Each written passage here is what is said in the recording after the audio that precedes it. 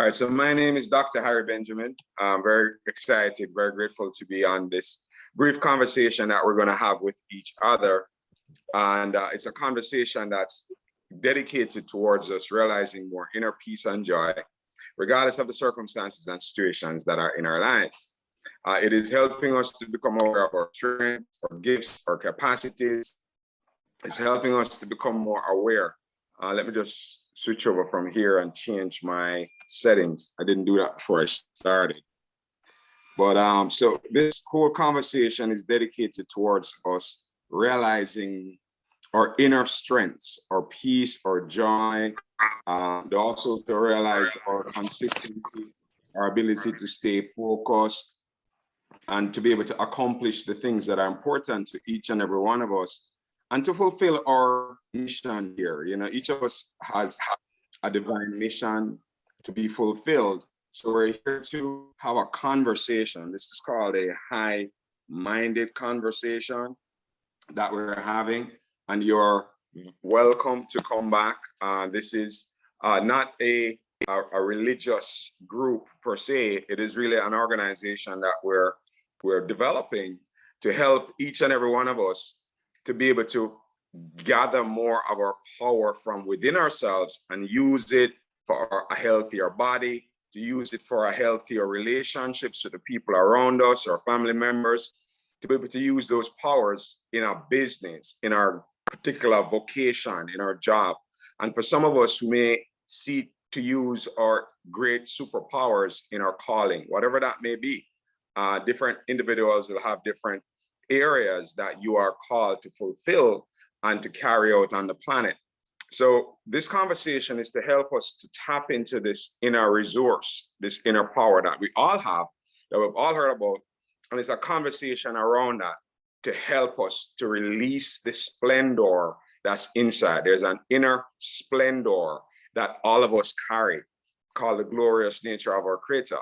And we carry that. And this conversation is to help us to eliminate blockades that are interfering with releasing that splendor so that we can be a more beneficial presence on the planet. So that as we're moving around, we become that bright, shiny light that is helping to raise the energy of the people around us as we move around. So that's the conversation. That's my preamble, right? So let's go in. And, you know, this is interactive for those who are new. I know most of us on here have become consistent, and I'm very grateful for those of you who show up here consistently and have become the core foundation of us growing. And then, of course, over time, more and more people are going to, you know, get into the conversation with us. All right. And as you've heard me share before, it's about inner leadership. It's about finding that inner guidance from your own self that helps you to navigate your way through. And this conversation is to help us to remove some of those things that are obtruding and obstructing us so that we can tap into that greatness that is inside. So let's talk about what it means to be awake. You know, and anyone who wants to jump in first and just give us, from your perspective, what do you believe the word being, what does it mean to be awake? Anyone? Just go ahead, jump in. What does it mean to be awake from your perspective? All right. just share what you feel that means. You could turn on your camera if you'd like, camera off if you'd like, any which way that's comfortable for you. You do not have to be on camera, but that would be great to see your beautiful self. Right? So go ahead. Anyone, just jump right in. You do not have to raise your hand. If you could just unmute and just tell me, you know, what, from your perspective, what does it mean to be awake? Go ahead, Scholar. Good morning, good afternoon, wherever you are. My name is Scholar, so Dr. Benjamin just said. The word awake means, like, for example, if you're sleeping, you get up, that's when you wake up. And sometimes it has a deeper meaning, like when you are down in, say, financially, or in whichever way you are down, if you're supposed to wake up and see more of what you need to do to come out of the situation that you are in.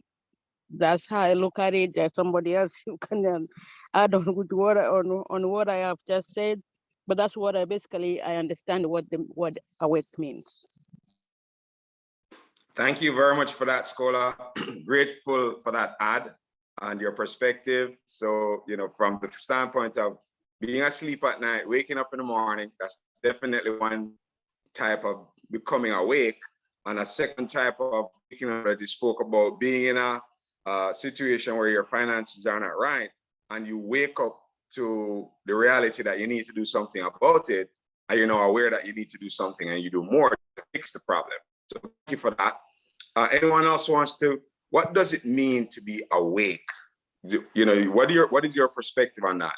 Go ahead, Robert. I would just use one word, alert. Alert. Okay, alert. So you're alert. Okay, thank you. The person with the iPhone with your hand up, if you could change your name from iPhone, if not, just tell me your name and I'll change it for you.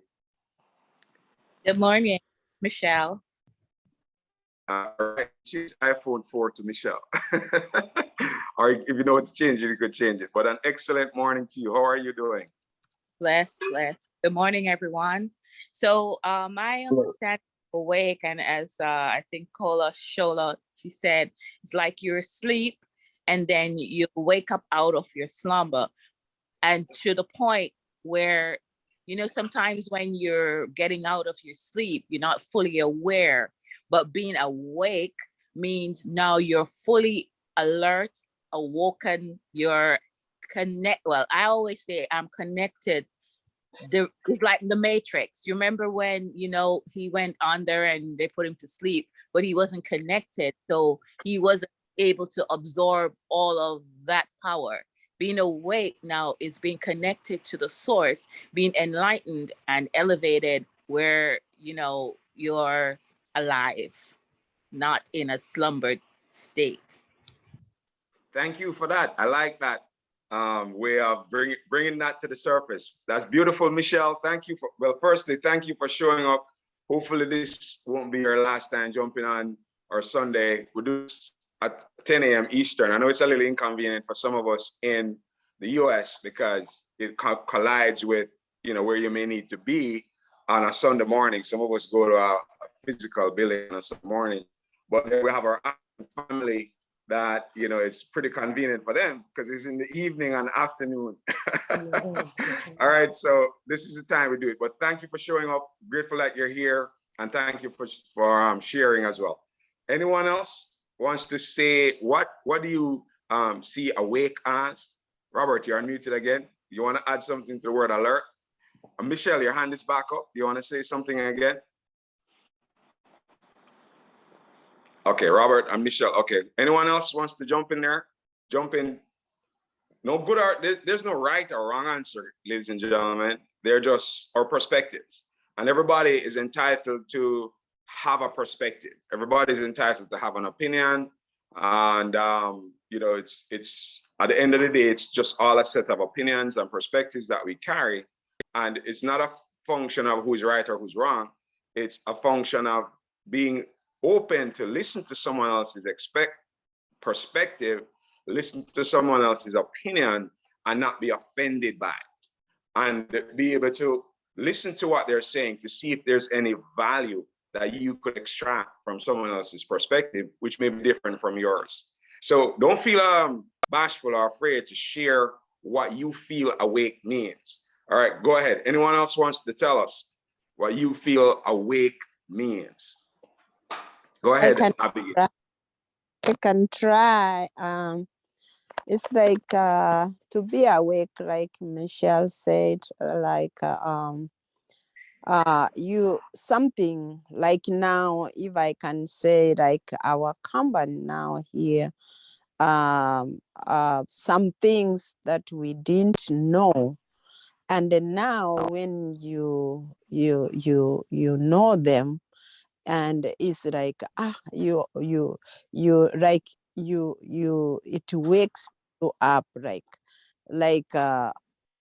you are things you didn't know, and now here comes. It's like when you were sleeping, you couldn't hear anything, you couldn't think of anything, but when you wake, I mean, she did it much better than me. Me, I can say it is like things you didn't know, but now you know them. Yeah, it makes you like you are awake. You are awake of that thing, and you are ready to grab it to go on with it. I think I can say like that. Maybe I could put it better, but I don't know how to explain it. Dr. Honey, Thank you. I'm gonna go ahead and try. It's like you've been doing things the wrong way, and then you realize, no, I could have done this way. I can't explain further. Exactly. Okay. All right. So it's a realization of you're moving in a certain direction. Now you realize that that direction wasn't right. You change direction because you realize there's a better direction to go in. Yes. All right. Just trying to rephrase what you have said. All right. Next person, that's Dupe. You wanted to share? Not quite now, not now. All right. You're unmuted. That's why. All right, so let me share with you my perspective on what being awake is. All right. And then, as we go through that, then of course we'll have a bit of a Q&A around it as well. So, there are different levels to being awake. All right. There are different levels to being awake. There's the physically sleeping. So you're sleeping in your bed. Most of us probably did that last night. And then you were unaware of what was happening around you while you were sleeping. So while you were physically sleeping, somebody could have come into the room, picked up your phone. Somebody could have come into the room, picked up, something that belonged to you. You would not be aware of it. You'd be unaware of what was happening around you while you are in a state of sleeping. Now, there's another level of being awake. So when you wake up from physical sleep, the physical sleep that we go into, and we also should realize that when we go to physical sleep and people around us doing stuff, inside of that sleep, we have dreams.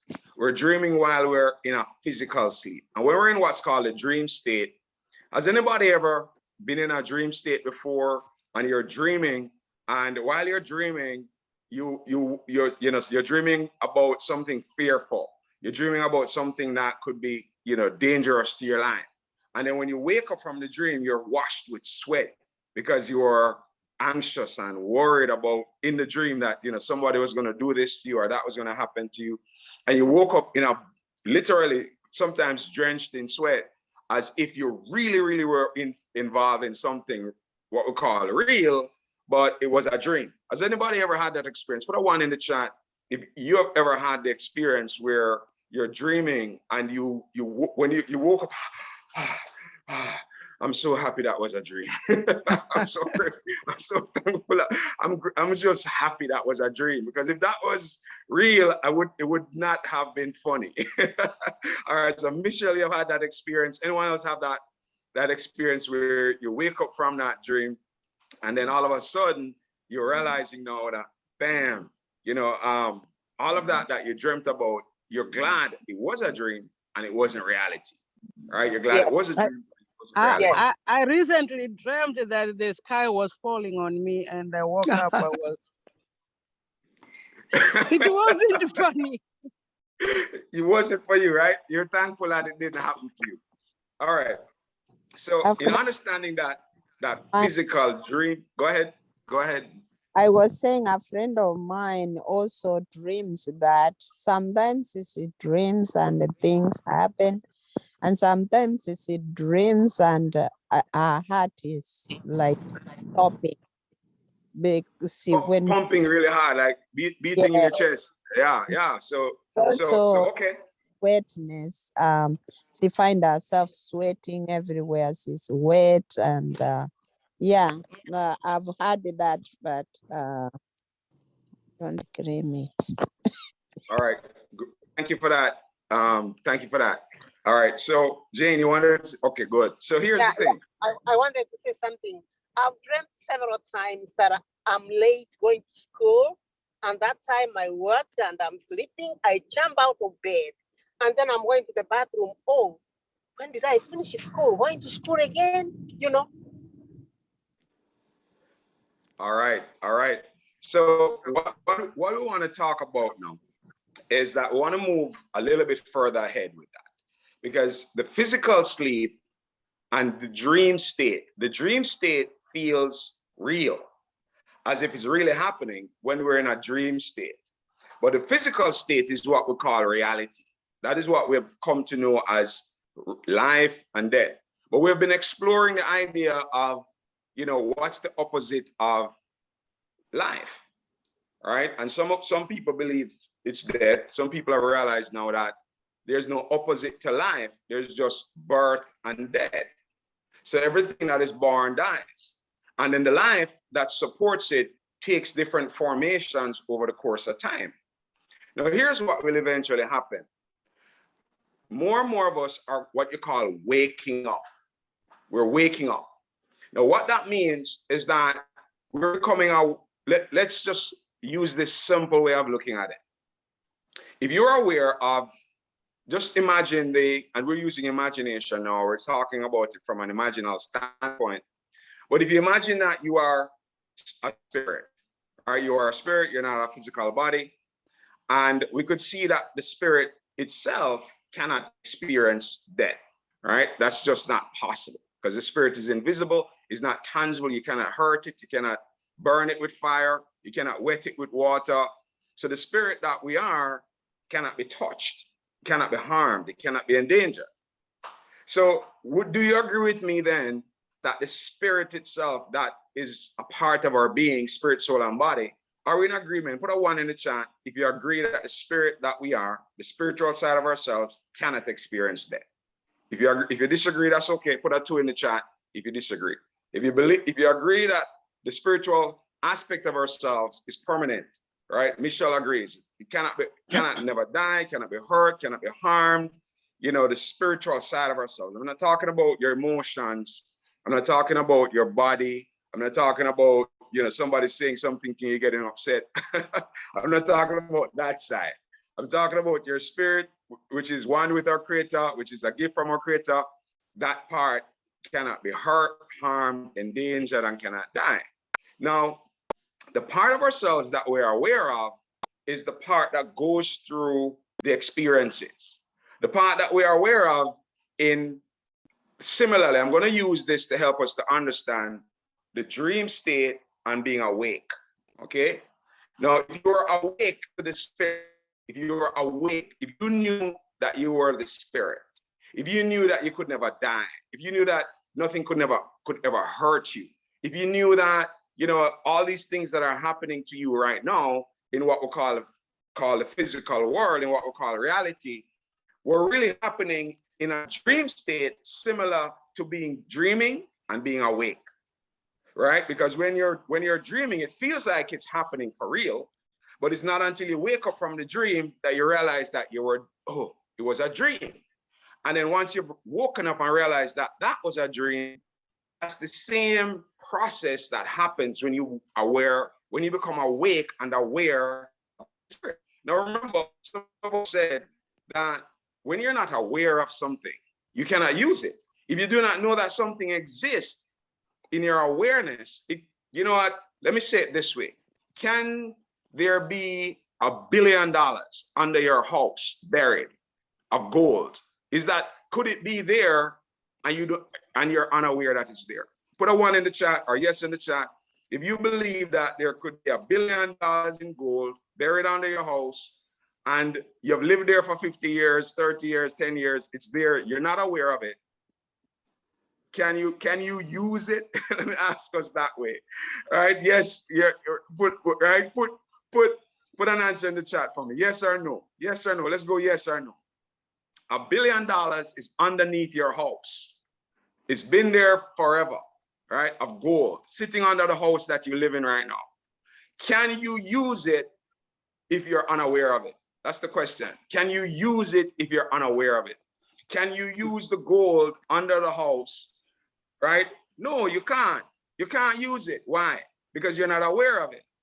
So the spirit, which we are, the power that's inherent in the spirit, the peace, the joy, the love, the gifts, the talents, the capacities, all of these aspects of the spirit, the self-control, the patience, all of these fruits of the spirit, we cannot use them if you're not aware of the spirit.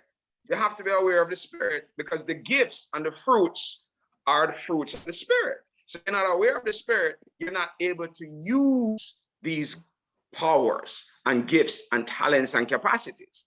So what has happened to us is that we have been sleeping when it comes to, excuse me, we have been sleeping when it comes to the spirit. We have been asleep to the spirit as us. So people have woken up. This is what it means. People become awake and aware of the spirit as their life. Now, when that happens, because I'm speaking to you from an experience standpoint. I'm not speaking to you theoretically. I'm not speaking to you hypothetically. I'm not speaking from notes.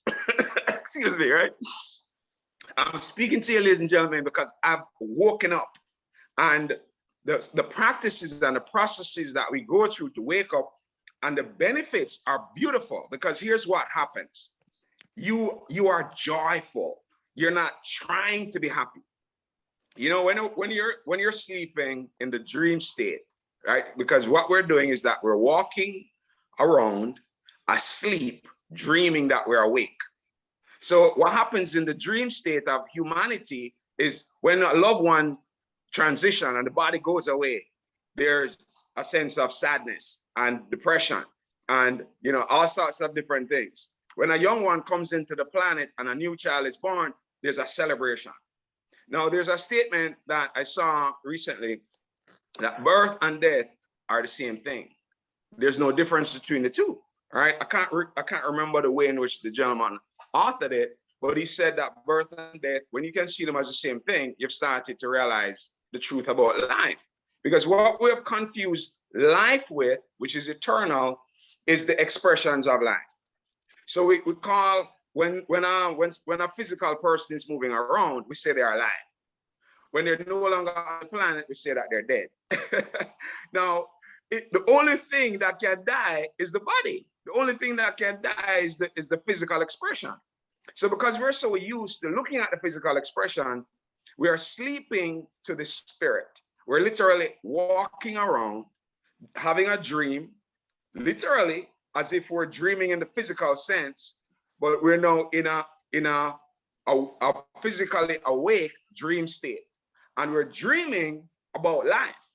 Now, here's the thing. There's a statement that comes from India, and it says the Maya of physicality, that we're in a Maya, an illusion of physicality. Because when you look at it, ladies and gentlemen, if you look at a finger and you take this finger that we think is, or just the whole body, if you put the whole physical body that I have right now, and you put it under a powerful microscope, you'll quickly see, okay, so you're going to see first the flesh, the bones, and then you'll go down, then you start to see the molecules, then you see the atoms. And as you keep increasing the magnifying power, you're going to see that there's an energy that's vibrating. That's the spirit. So what happens is that we have become so attuned to the physical and not realizing that we're truly spiritual beings.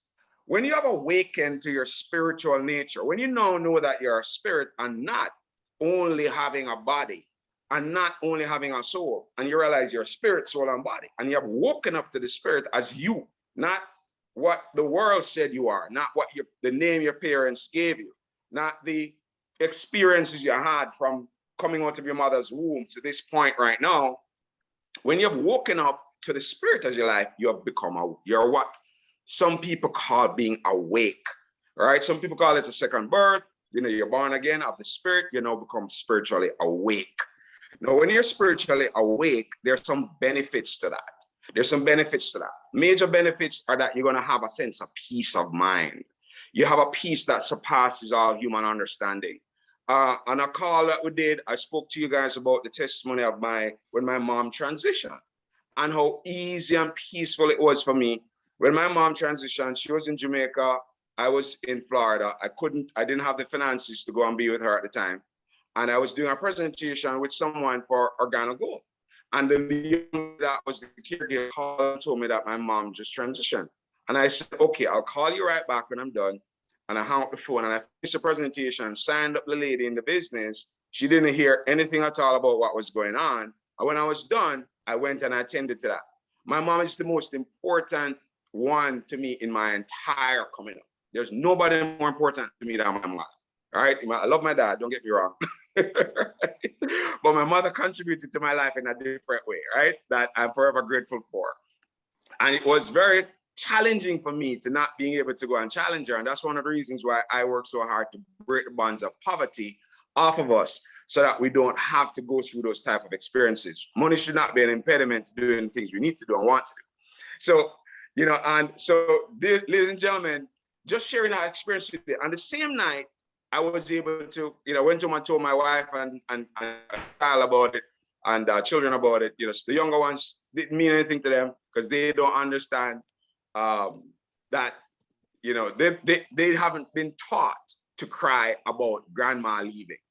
Okay, they just say, oh, grandma is no longer here. Okay, and they've gone on about their business, right? But right, we'll come back to that. So I did a presentation the night, went to the people's house, did the meeting, because her transition is a transition. And even when I went and I spoke and I did the eulogy, the pastor, and the way I spoke about her being alive and not dead, and because she's a spirit, and her and I are gonna connect. The pastor was upset with me, and he, the process of the memorial, he pointed to the casket. Can't you see? She's inside of the casket. She's dead. And he was wrestling with me about that. So what happens is that he's in the dream state, dreaming that this physical experience that we call life is the beginning and end all of everything. And people believe that, when you're born, that's the beginning of your life. And when you leave the planet, it's the end of your life. And then we try to create stories about what happens in the future. But when you're awake, I'll tell you something, it adds a different level of quality to your life experience when you're moving around. So because I'm so strong, because I'm so peaceful, I'm so joyful, and so courageous, it's easy for me to pick up my family and jump over to Nigeria because I'm not fretting. I trust that our Creator is going to open doorways and avenues for me to be taken care of. Right now, I'm on a move to go all over the world to spread this gospel of how we can help people to become more liberated, not only from the standpoint of talking and teaching, but also helping people in practical ways how to make money, which some of you on here are with us, are in that journey with us right now, obtaining money from the world rather than working for it. So this, to me, is so clear, but sincerely, you have to go through your process of waking up. It's not something that a teaching can do for you. It's not something coming to this class can do for you. You're going to have to take the time to meditate. You're going to have to take the time to go in your inner closet. You're going to have to meet your Creator, however you may define it.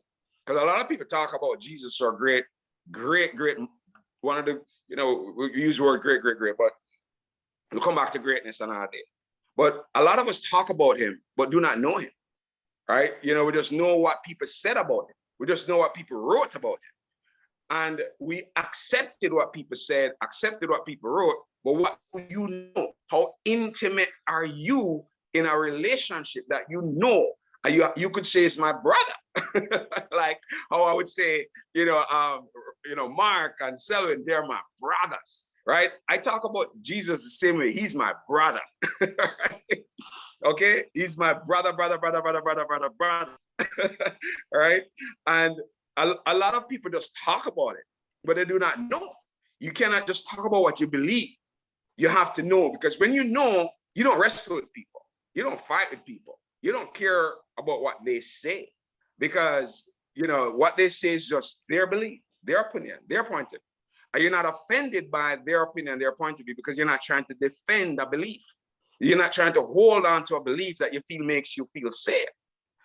So when we examine all beliefs, do not leave any belief in your life unexamined. Be willing to put the belief on the cutting table, look on it, examine it, and move away everything that's not true, so that the truth can emerge for you.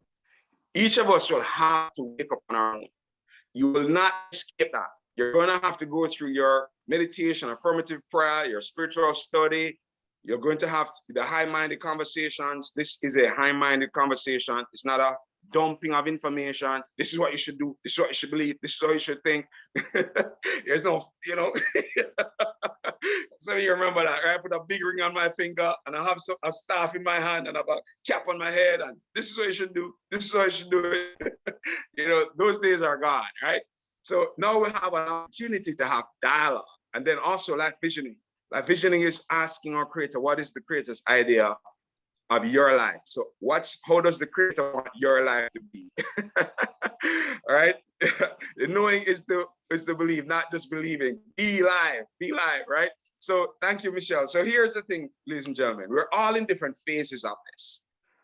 And when you wake up, it's not an end. It's the beginning of reliving. When you wake up to the spirit as your life, that's when you've been finally born. You finally now become awake to the spirit as your identity is now I am. When somebody asks you who you are, you have no doubt about it. I am. I'm a creator. I'm an instrument of the creator. I'm an emanation of the creator. I'm a light of the creator. Whatever. You're always going back to the creator as the center of your life. You would not say, I am a lawyer, I'm a doctor, I'm a man, I'm a woman, I'm a child. You would not say those roles because those are roles. I am a lawyer, I'm a businessman, I'm an entrepreneur. These are roles that we as spiritual beings play. So when our identity is in these lesser identities, of jobs and community servants and all these different roles that we have in our society to make it a civilized one, we sometimes lose ourselves in these lesser identities and call ourselves. And some people get a sense of self-esteem. Oh, I'm a lawyer. How could you talk to me like that? I'm a doctor, I'm a this, I'm a that. So the I am has been localized to something very, very, very, very, very, very small. And it's just a statement of how inferior they really feel while they're looked up that little doctor thing, MD, minor deity, right? MD, minor deity, because a lot of doctors believe they're deities, minor deities, they're MDs, right?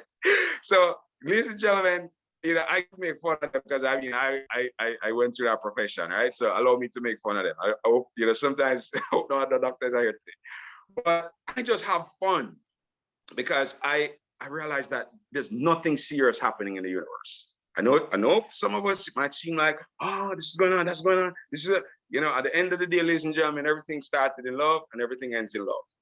So there's love in between it all. And, the other day we had a conversation about what's good, what's bad. That was a really great conversation we had. And we may bring up elements of it as we talk today. But in simple terms, ladies and gentlemen, to wake up in terms of my level of awareness, of course, as I mature, it will continue to evolve in terms of how I may choose to try to describe it. But in simplest terms, awake starts with you were sleeping last night, you had a dream, you're grateful that it was a dream, you're glad that you woke up from it because it felt so real while you were in the dream. Here's the thing, where a lot of us are in a dream state. That's why somebody will pick up a knife and stab another human being. They're sleeping, all right? And why would they cry when somebody's body dies? Because they're sleeping. Why would they cry when they lose money from their account? Because they're sleeping.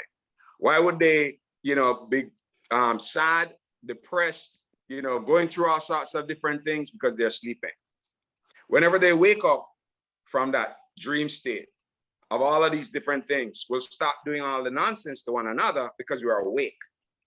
We become loving, we become giving, we become caring, we become some people who share, we become individuals that want to add more value to people's lives around us. We become a shining light inside of anywhere we are. You'll go into a room and the room will come up. The energy in the room will just raise up because you're there.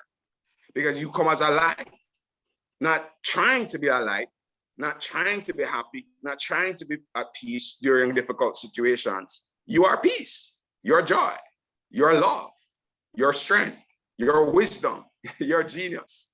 All right, question and answer time. Dupe has questions. Go ahead, No, I Madam wasn't Dupe. going to ask questions. I was just going to share some things like look like dreams or visions when I was much younger and having children. Every time I went into the theater and during all the operations to have my babies, I always saw myself falling down from a height. And when my legs touch the ground, I wake up on the operation theater. Every time, 3 times I've had that. And then I wake up and I wonder what's going on. That means the baby has been born. Do you get my point? Yes, I do. Yes. So 3 Yeah, times yeah, I've I had do. those dreams when I was having babies. I would find myself at a height and I would be falling down. And when my legs touch the ground, I'll be awake. And then that means baby has been born. Those were I don't think, they're not like dreams. They were like, they put me in a state of not being awake.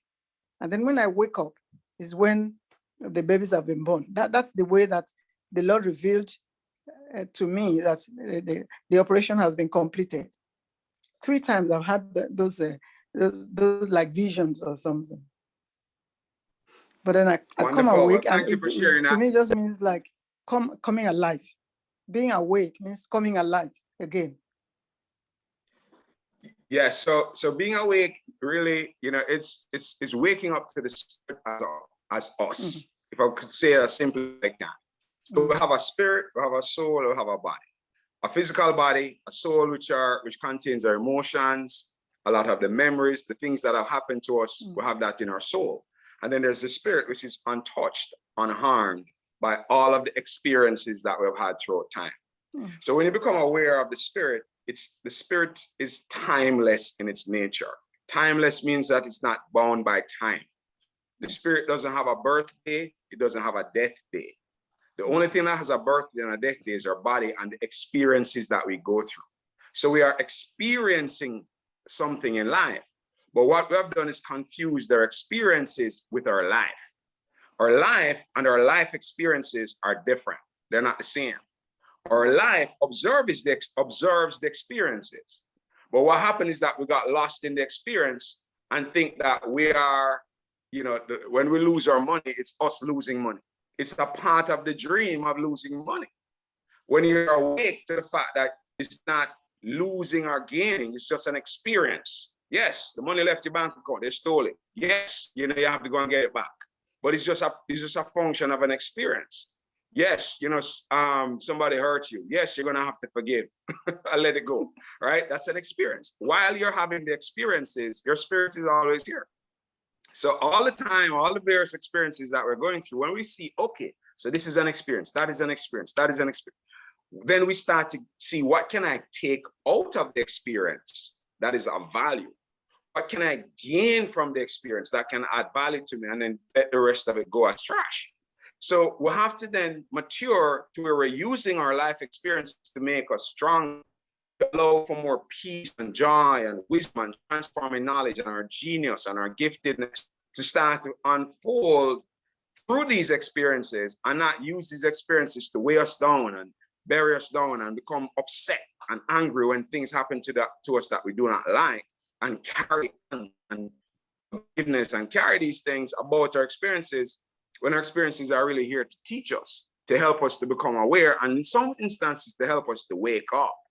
A lot of times people wake up during some of the most traumatic experiences. A lot of times when someone that we're really attached to, someone that we really, was everything that we looked up to, and that was, like our mini God on the planet, sometimes that is yanked out of our life.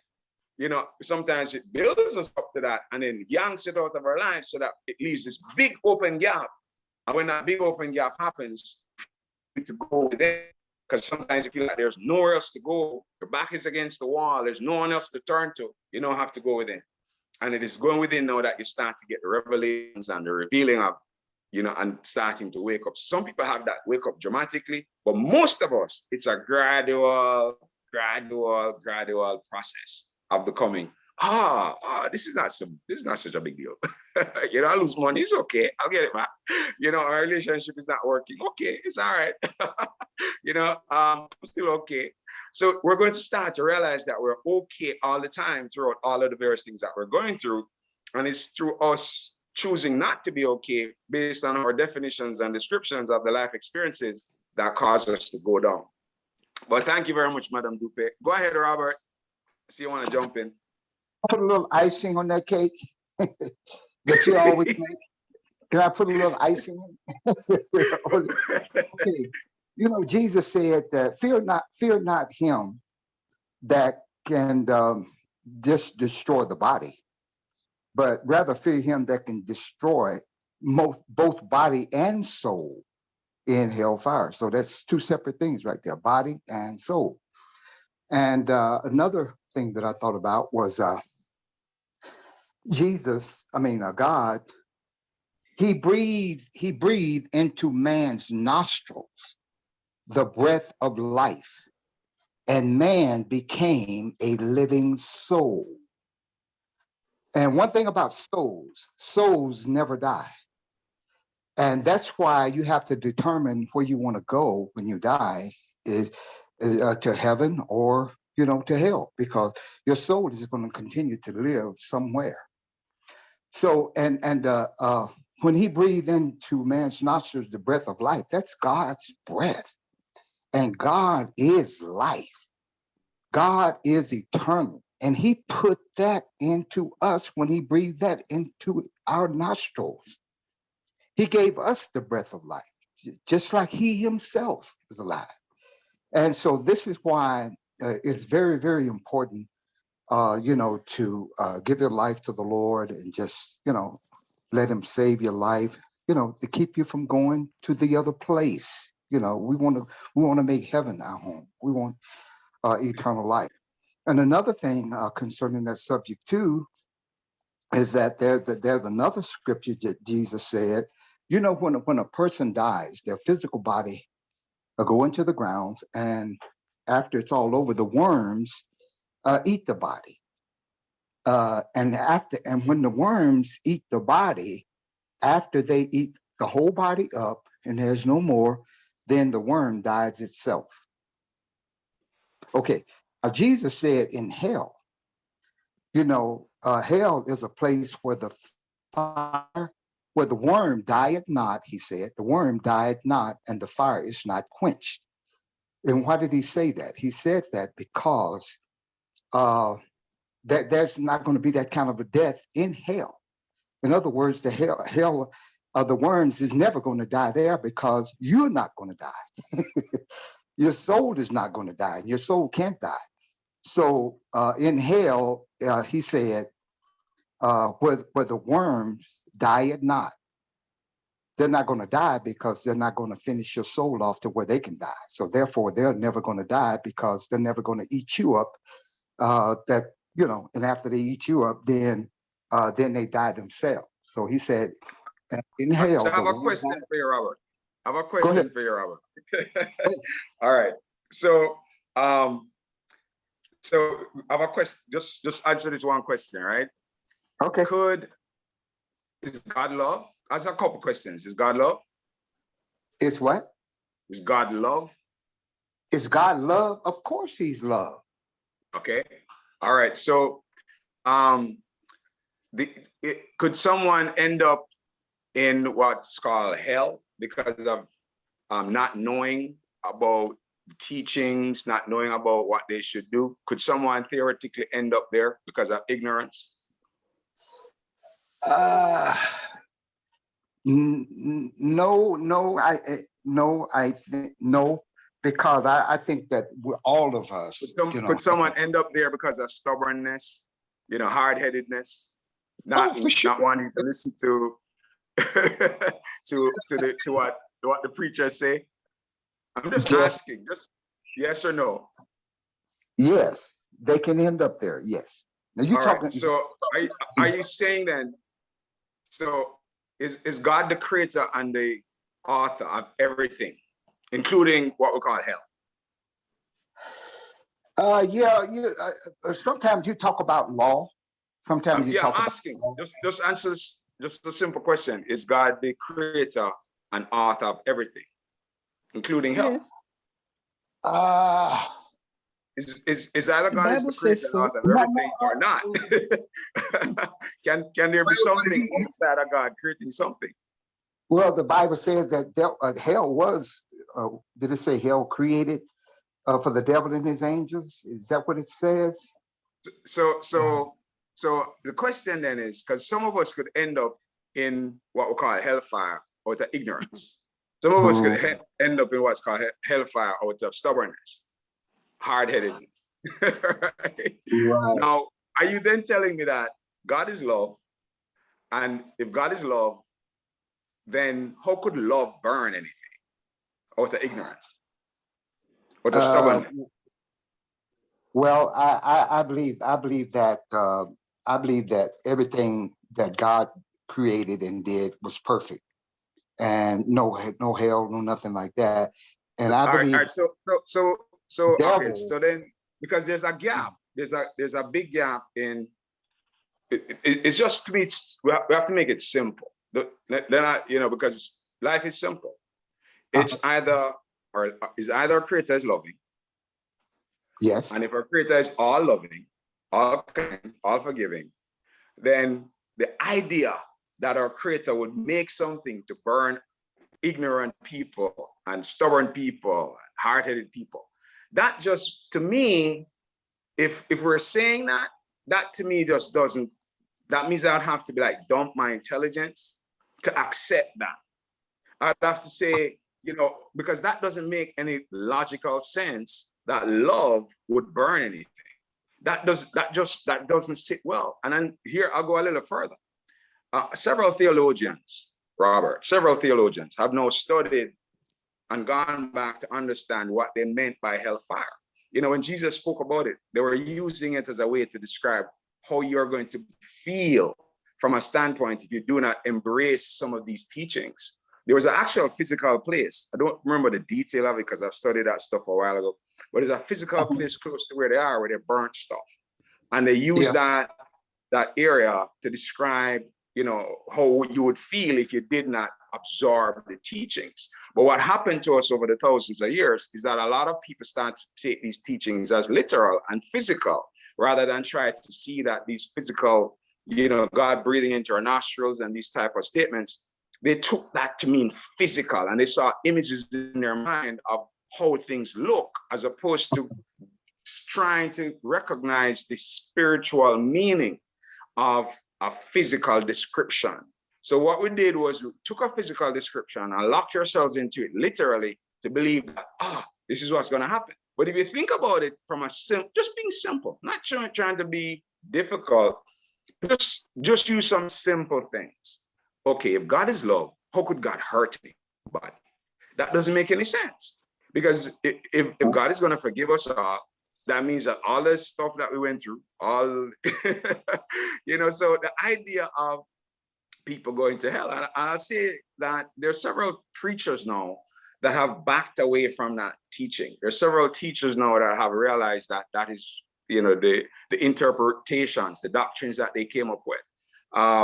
Because what you and I are doing right now is that I have a way of looking at it, and you have a way of looking at it. That's it. I have a way of looking at it, and my way of looking at those teachings are different from your way of looking at those teachings. So, I believe that. So your way of going to be eternal. Yeah, give me a minute, sometimes. Robert. Give me a minute, Robert. Oh, okay, give me a minute, Robert. So, I'm going to give you back the mic, and I'll say this. When it comes to heaven and hell as opposites, somewhere to go in the future, to try to go to heaven versus go to hell, versus not go to heaven, go to hell, right? Yeah. What that requires is deeper understanding. That's what it requires. And with deeper understanding, you start to become clear on that. My suggestion, this is just a suggestion, is to seek the Holy Spirit to teach you those areas. Because here this morning it came to me, all right, that a lot of us do not realize that the Holy Spirit is our teacher. A lot of us have our pastors as our teacher, or our imams as our teacher, or books that we read as our teacher. These things are there to help us. They're not there as the final place of knowledge. So a lot of what we are talking about, we got from somebody. A lot of what we're talking about, we may have downloaded from the Holy Spirit. But we are going to have to get to a place of knowing, not from the standpoint of what I believe, what I think, what this person told me, what that person told me. We're going to have to get to a place where you know, not, not I believe. This is what I believe. This is what I think. This is what, this is how I see it. Because at the end of the day, your belief, my belief, your opinions, at the end of the day, all right, is what you believe versus what I believe. Now, and I'll hand it back to Mike. Us teachers talk long, right? Right. Talk forever. Now, But I believe in. yeah. I believe in eternal punishment because souls don't die, and so they have to go somewhere, and they're not going to heaven, so they're going somewhere else to another place. Now, but I do have question about eternal fire, because I don't think that nobody can live in a fire and be burned for the rest of eternity. So I have a question about that part, whether or not it's real fire and stuff like that. Yeah, I because people can't stand, for their bodies to be on fire for 1 minute, less known for eternity. So I believe that. Yeah. Go ahead, Selwyn has his hand up. My friend over there in Jamaica has his hand up, Robert. We got to get Selwyn to jump in here. Go ahead, Selwyn. Good morning, everyone. I think where the issue is to assume that there's an eternal hell, you'd have to assume that the spirit has no choice after death. Right. And I believe just a law. It's a law. I believe the spirit does have a choice after death. And therefore, wherever that spirit goes, he would have the ability to make a choice, to become awake. Just throwing that out there. All right. Thank you. So, the thing is that the confusion comes in with life and death. Thank you very much, Selwyn. So the idea is where we have the mess is life and death. The opposite of life doesn't exist. Life is eternal. Something that is always cannot have an opposite to it. So the opposite of death is birth. Birth is the opposite of death. So what happens is that what's born eventually dies. The spirit being eternal forever and ever and ever and ever and ever. That in itself is a function of over time becoming more and more awake of that aspect of ourselves. But when what we have constructed for ourselves is a way to try to make the life that we call ourselves, the Roberts, the Marks, the Selwyn, the Dupe, the Michelle, the life that we call ourselves here on the planet, what we're trying to do is to extend that life into eternity. And it can't work. The Egyptians tried by mummifying their bodies and burying live slaves with them to make it to the other side, and the bodies are still here. It's thousands of years now, and their bodies are still in their mummified tombs. So it's very clear that we cannot extend this human life identity. The human life identity is temporary by design. It is temporal. So the human identity is just for a while. It's just for the 70 years or however long we're going to be here. And what we've tried to do is to extend that life into what we call the afterlife. The whole idea of heaven and hell comes into the picture in an attempt to extend this human identity that we call ourselves. Because if you recognize that when you came into your mother's womb, what was your name? Before your mother gave you a name, I am. And then throughout the course of the 70, 90 years, 100, 120 years that we're on the planet, I am became a child, I am became a student at a particular school, I am became an adult, I am got married, I am had children, I am had a job, I am had a career, I am had added value to our human experience for others, hopefully. And I am gradually walked until the body was put down. And what exists at the end of the journey? The I am. So what this whole idea of trying to punish, the whole idea of punishment is the humans trying to project punishment onto our creator. Because I cannot conceive of love punishing. It just doesn't make sense. Love cannot punish. Love has to be all forgiving. So there cannot be any punishment at all in love. There can be punishment in a human experience because we punish people when we forgive us human beings. When we get hurt, eye for an eye, tooth for a tooth. You're gonna hit your back. You're gonna go into detention. You're gonna do this. So those are human attributes that we have tried to ascribe to God. Ever since God created man, man has been trying to return the favor. So what we have done is to recreate in man's image. Instead of understanding that God created us as spiritual beings to have a human incarnation and an experience, and we, in that process of waking up to our spiritual nature, there's quite a bit of confusion that got into the mix. And now we're waking up from the confusion to become awake of truth that was always there before the beginning of time. The truth existed. Once you know the truth, it makes you free from all the errors, all the mistakes, and the confusion of trying to say things that do not make logical sense. Because God is simple. And if anything doesn't make sense, it is not from our creator. Because God is not a creator of confusion.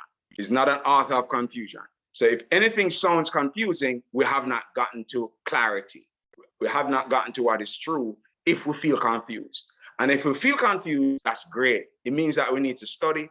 It means that we need to have more conversation. It means that we need to meditate more. It means we need to seek the Holy Spirit more so that more clarity comes to us. Because the only teacher that we should seek to learn from is the Holy Spirit. But we accept teachings from, a friend. We accept teachings from, let me work it backwards. Has anybody ever seen this experiment where they line up 10 people and they say something into the ear of number one person, like, do you have a cup? All right, if you've ever seen that experiment, do you have a cup? Very simple statement. Somebody unmute and tell me if you have seen this experiment. What happens to the statement by the time the number 10 person gets it? The first person said into the, go ahead. The Chinese telephone you're talking about, where what they tell the first person by the time it gets to the end is totally way off. It just get distorted along the way by each person's interpretation, what they hear, and then their understanding of it, they repeat it. Right, so by the time you get to number 10 person, all right, let's back that up now, Robert, and everybody else. Let's take that back to the 2,000 years ago, 4,000 years ago, 5,000 years ago, when before the scriptures were put on scrolls, somebody went into the spirit, got a revelation, came and told everybody. And then as they were telling everybody, it had to be verbally repeated to be passed on. Because of the confusion, what they started to do was put it on scrolls to minimize the confusion because the information was not being passed on correctly. In addition to that, guess what happens now? Those scrolls became what we call the canon, and now what we call these different interpretations of scripture. Now, what we have had is thousands of years of different people adding their point of views, putting notations in the side of the book, and putting their own 2 cents into it as to what this means, what that means, what was intended, how it was supposed to be. And if just 10 people could change one statement into nonsense, just imagine why we're in the situation. Thousands of years of information trying to be passed from one to the other. So we cannot rely on that. We cannot rely on what we heard. We have to go inside. And I'll share this with those who have taken the time on the work, to do the inner work. They wake up They wake up. And when you become awake, the fears, the worries, the concerns, they're not just fall away, but you get clarity around those teachings. You're going to know that some of the information that was written from a human standpoint, especially in the Old Testament. God is not angry. God is not upset. God is not trying to burn anybody, kill anybody. Those are just human ways of describing things. And, we wanted God to protect us in that way, to stop the people from stealing our women and our food, come and plunder our village. So we needed a God to protect us because people were doing stuff to us, and that's understandable because the people of that day needed that type of relationship to God, more protection than love that was brought in the later phase of unfolding the information. And today, hopefully, we're going to be even more mature from that standpoint. So hopefully that helped, Robert. What I suggest, and everybody who's struggling with that, who's worried about hellfire, because I'm not, and nobody's going to burn in hell, right? That's my opinion. That's my opinion. My opinion, right? And I'm entitled to my opinion, right? And when you have your own revelation about it, then you'll be okay. So thank you very much. We're over time. We don't want to be on here long, but anyone else, one more comment, and then we're going to shut this down. One more comment, and then we're going to. But thank you so much for everyone who showed up, man. Love you all. One more comment. Anybody? Anybody wants to jump in? What would happen to the devil then in eternity? What's going to be his fate? All right. So the devil is a concept. All right, the devil is a concept. If you want to see the devil, all you have to do is look in the mirror, because right. So what happens is that the devil, just look at the word devil and spell it backwards. DEVIL, LIVED. All the devil is a life lived backwards. What we call the devil has become a pretty big entity because we have infused a lot of belief in it, and it governs and runs and plays a big role in a part of the lives of people who believe in it. And here's why: it is done unto you as you believe. Whatever you believe in, you're going to have as an experience. So if you believe strongly that the devil is real and the devil is authentic, guess what's going to happen? You're going to have those type of experiences. You're going to have family members dealing with challenges and difficulties that are associated with that realm of existence. Now, because something exists doesn't mean it's real. You can have something that exists, which is different from reality. Let me use an example. Does darkness exist? Yes, right? It's pretty clear. We're going to have darkness tonight. Is darkness real? No, it's just the absence of light. So what can happen is that you can have an experience of something that's not real. And when it comes to understanding what we call the devil, it is us we're the ones who gave it life. We're the ones who give it existence. Without us, there's no devil. Without our belief in it, it cannot have a life. It cannot function. So we are the ones who have to put power into it, believing in it, through believing that it has power, through believing it's an opposite to our creator, through believing it, the story, and not understanding what its usefulness is, and then how we can use it to help us to become better and to grow and develop. So the devil is not, there's no power. The only power in the world is our creator. The creator is almighty, all powerful. So there can't be anything outside of the creator that is not a part of the creator. So the creator is everything, and everything is the creator. And when we mature to that, then we let go of these childish things, right? When we become adult, we put away childish things. But when we're a child, we play with them. So for the time being, some of us play with the idea of a devil, and we play with it, but you eventually realize, oh, okay, this is just almost like I'm not diminishing it, because that's the world where it functions in a strong way, okay, and in a very active way, because the belief in it in some parts of the world is extremely strong, and it shows up as things happening to people, okay? But it's because of the belief, and as more of us pull our belief out of it, it's gonna have less, and that's why some parts of the world, they don't have those type of experiences, because the belief in it is so low that it almost doesn't even exist in some parts of the world. But there's some parts of the world where, man, you know, things are happening, right? So I'm not unaware of what the belief can do. The beliefs can translate into some experiences that are what we call hard. Okay, so but that requires a discussion on its own. I know we need to go there, but we're out of time. I do know that we need to get into that topic, and I'm ready for it. Okay, I'm ready for the topic, ready to have the discussion, ready to go down into it deep, because I have the fear. There's no fear in me, right? You know, the awakened state eliminates the fear of God, the fear of death. All right, so I'm not afraid of my creator anymore. I'm not afraid of dying physically, right? That's just a piece of the deal. And as the feeling of fear comes up in any area, I know what to do with it so that I clean it up and transmute it into love, and we keep moving. So we have a lot to do. Thank you so much, everybody. That was the last comment. At this point, we need to unmute and bless ourselves. The statement will end with those who are new. We say, I bless you, and your life is magnificent. The word magnificent, if somebody could type it in the chat, made after God's nature, infinitely forever, increasing, continuously expressing new talents. Somebody could type it in the chat, magnificent, made after God's nature, infinitely forever, increasing. So you're forever and ever increasing, continuously expressing new talents. So you and I are on here. As at the beginning, I said, I'm going to tour the world to use the power and the strength and wisdom and the teachings and all of that that's in to help make our lives a better experience. Right? You know, I'm going to stay locked up a little bit in a row somewhere, right? So, ladies and gentlemen, it's been my joy. Let's if we could stay on